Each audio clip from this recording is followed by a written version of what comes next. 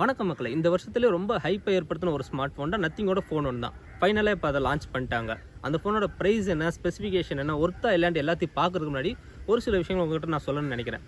ஜென்ரலாகவே ஃபோன்ஸ், அதாவது smart phone companies என்ன பண்ணுவாங்கடா, ஃபோனோட அஃபிஷியல் லான்ச்சுக்கு முன்னாடியே அந்த லாங்குவேஜில் இருக்க ஒரு பெரிய சப்ஸ்கிரைபர் பேஸ் உள்ள சேனலுக்கு வந்து ரிவ்யூ யூனிட் கொடுப்பாங்க. அது எதனாலன்னு பார்த்தீங்கன்னா, ஃபோன் லான்ச் அப்போ கரெக்டாக அவங்க வீடியோ போடுறதுக்காக.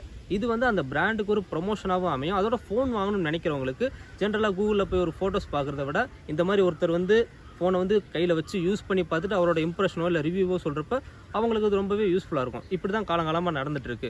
பட் இந்த நத்திங் ஃபோன் பார்த்தீங்கன்னா சவுத் இந்தியன் யூடியூபர்ஸ் யாருக்குமே, பெரிய பெரிய யூடியூபர்ஸுக்குமே ரிவ்யூ யூனிட் வந்து எதுவுமே அனுப்பலை. இது எதனாலன்னு கேட்கும்போது, எங்ககிட்ட அவ்வளோ ஃபோன்ஸ் இல்லை, கொஞ்சம் ஃபோன்ஸ் தான் இருக்குது ரிவ்யூ யூனிட்டுக்கு.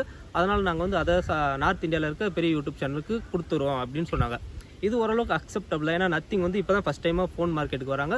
ஸோ அவங்க நிறைய ஃபோன் மேனுஃபேக்சர் பண்ணுறதுக்கான வாய்ப்பு இல்லை அப்படின்னு தான் நான் நினச்சிட்டு இருந்தேன். ஆனால் பார்த்தீங்கன்னா டெக்னிக்கல் புரிஞ்சிட்ட ரிவ்யூக்காக ஒரு ஃபோன் கொடுத்தது மட்டும் இல்லாமல் 5 ஃபோன் வந்து கிவ்அவே கொடுங்க அப்படின்னு கொடுத்துருக்காங்க அவர் ஒருத்தர்கிட்ட மட்டும்.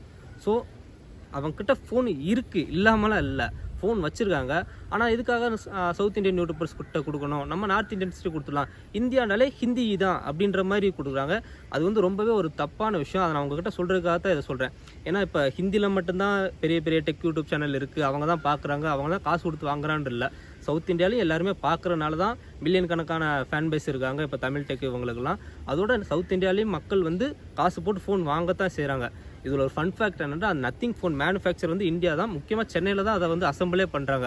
அப்படி இருக்கும்போது சவுத் இந்தியன் யூடியூபர்ஸ் வந்து இது கொடுக்காது வந்து ரொம்பவே ஒரு தப்பான விஷயம். இது பிராண்ட்லாம் ரொம்பவே தப்பாக நினச்சிக்கிட்டு பண்ணுறாங்கன்றா உங்கள்கிட்ட நான் சொல்ல நினைக்கிறேன். தமிழ் டெக் ஆல்ரெடி வீடியோ போட்டிருந்தாரு. எனக்கு தெரிஞ்சு C4 டெக் மட்டும் தான் அந்த ஃபோன் கிடச்சிருக்கு. அதுவுமே அவர் வந்து இங்கிலீஷில் ஒரு டெக் யூடியூப் சேனல் வச்சிருக்கனால தான் கொடுத்துருக்காங்க. அவருமே இதுக்கு தான் சப்போர்ட் பண்ணுறாங்க, பிராண்ட்ஸ் இப்படி பண்ணாதீங்கன்ட்டு. ஸோ அதை தான் நான் சொல்ல விரும்புகிறேன். இப்போ இந்த ஃபோனை பற்றி டீட்டெயிலாக பார்க்கலாம். என்ன புதுசுக்கு நிறுத்தா போச்சு.